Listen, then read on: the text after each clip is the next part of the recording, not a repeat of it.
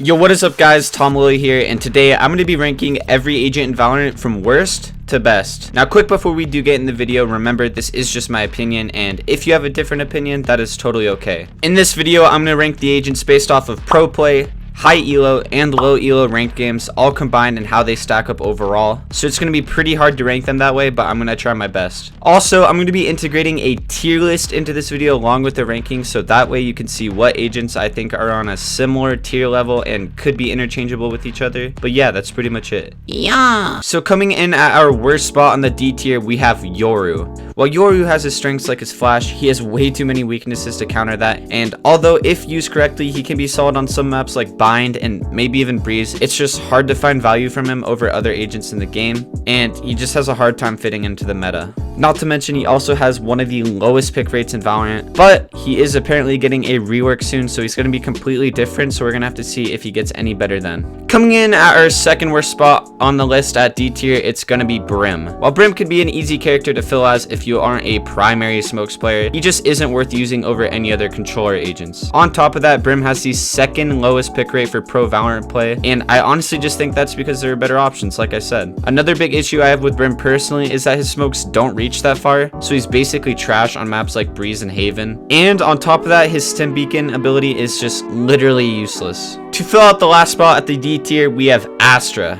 If you asked me where Astra would rank a month ago, it would have been an easy S tier, but after a nerf, she has fallen off completely and is not nearly as good as she used to be. Her biggest nerf was her cooldown on her abilities, which makes her much worse, but on top of that, she's easily the worst self-sufficient fragger in the game, and she relies on a super coordinated team to have use with her abilities. But yeah, she just overall fell off a lot. So moving on, we are now in the C tier of agents, and coming in our one and only spot at C tier, we have Breach. Although Breach can be a really solid agent, and you might think he's really good because his flash is so annoying to go against and you get flashed by him all the time. In pro play, Breach had a 0% pick rate, which is obviously worse than any other agent, and that basically means he has pretty much fallen out of the meta. On top of that, Breach is a character that requires a lot of coordination to be great, so I can't imagine he'd be any better in low elo ranked games than in pro play where players aren't even picking him. So why pick him in a game where you're probably gonna have less coordination than pros? But overall, he's not that bad. He's just not that amazing. So coming in at our lowest spot in the B tier, we have Cypher.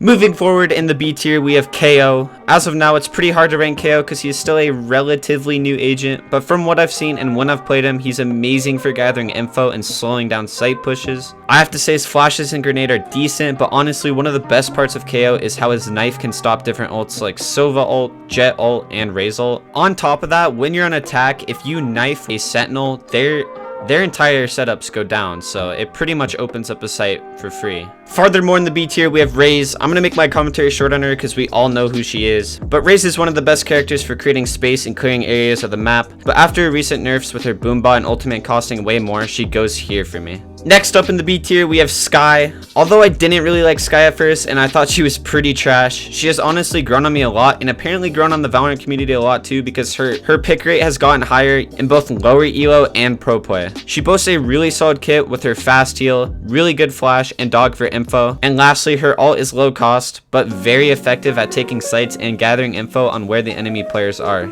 So last up in the B tier, we have Killjoy. I think the delay in her taking out her util and putting it back down hurt her a lot and was a big nerf for her, but she still has one of the most powerful ults in the game that is insane for retaking and holding down sites. But I think she's overall a really solid Sentinel, just over time she has fallen off a bit. At our lowest spot in the A tier, we have Phoenix. Now I might be a little biased here because I main Phoenix, but I think he's the best duelist in the game for flashing into sites. Personally, what I like about Phoenix is he can heal himself with his wall and molly, or if you don't want to heal yourself, you can use your molly to clear a choke point, or use your wall to clear angles to lead your team into a plant site. Lastly, Phoenix has one of the best ults in the game, and I mean, you guys know what his ult does. Next up in the A tier, we have Reyna. Now while Reyna's on your team can be hit or miss, put in the right hands, Reyna can easily be the best agent in the game. Reyna is an agent that relies a lot on gunplay, but if you're good with your gunplay, you will be rewarded back to full health or a free dismissal away from other enemies. The only thing that holds me back from putting her any higher on this list is her flash is kind of weak for entering for your team, but she's still easily one of the best agents in Valorant and can be one of the easiest agents to carry carry with. Moving forward in the A tier, aka our top 5 agents, we have Omen. Omen has really solid smokes, a good flash, and overall is just the best basic smoke character to use in ranked games. Another perk to Omen is his TP, where you can get really good off angles on defense or post plants. Before, I would have put Omen at S tier, but after recent nerfs where he only has one smoke and you have to buy a second, he just falls short of S tier for me. Next up in the A tier, we have Sage. Even though Sage has been nerfed repeatedly, she hasn't been slowed down in a meaningful way. Sage's utility is very useful on both attack and defense, and her revive is easily one of the best ultimates in the game. Another great thing about Sage is she's super easy to use, so she can be utilized well in every elo.